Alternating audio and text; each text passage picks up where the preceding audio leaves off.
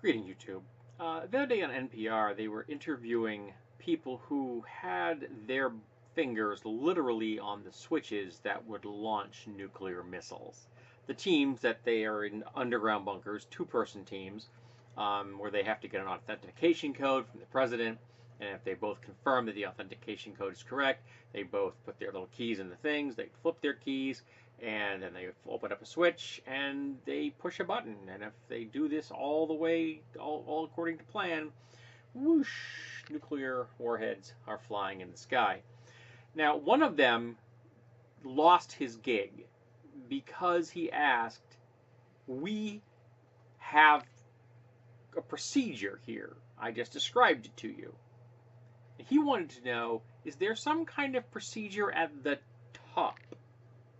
So if the president wakes up one morning and they're in a grumpy mood, they can't just push a button and launch the nuclear missiles at someone. And I don't know if this will ever pass, but there was a preemptive strike law that was supposed to go into effect, which would prevent a president from doing this, at least in theory.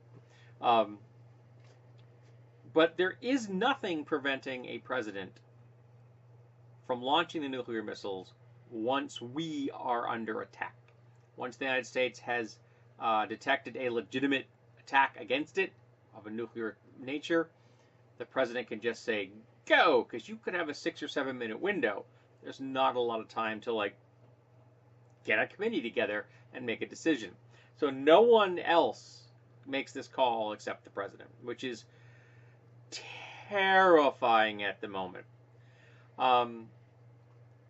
Because this officer asked that question, he lost his job as a commander of a launch crew.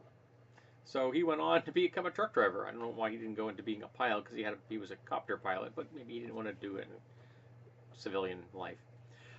Which got me thinking, if I were president and had that object that travels with the president 24/7 and is horrifyingly called a football. I don't like the idea that we have a sports metaphor for the device that could end human existence, but we do. It's called a football.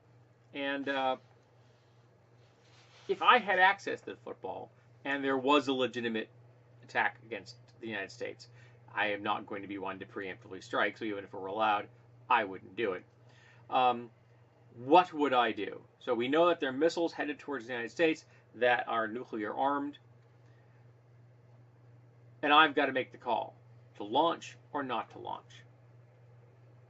And my call would be, don't launch. That I would rather have every single enemy missile land on target in the United States than to be responsible for killing millions, tens, maybe hundreds of millions of innocent people. Because the people that we would be murdering with those nuclear warheads of ours had nothing to do with the decisions that launched the nuclear missiles at us. None whatsoever. So to say, yeah, just go ahead and launch him, it's okay. No, I couldn't do it. And I know that the survivors in the United States would probably be really pissed off if they were found this out, but I'll be long dead, so it won't matter. But I just couldn't contribute to that kind of mass slaughter because my allegiance to the species is stronger than my allegiance to some kind of political agenda.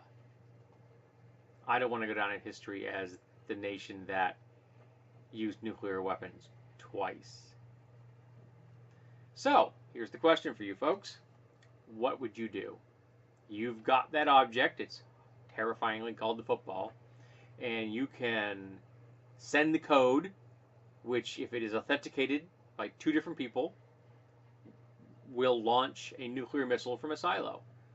Or drop them from planes, or launch them from planes, or launch them from ocean-based sub launchers. Or potentially, if we actually have them in orbit, orbital facilities. So if you've got an orbital facility, you can just use kinetic weapons, which are far cleaner, but that's just me. So, what would you do?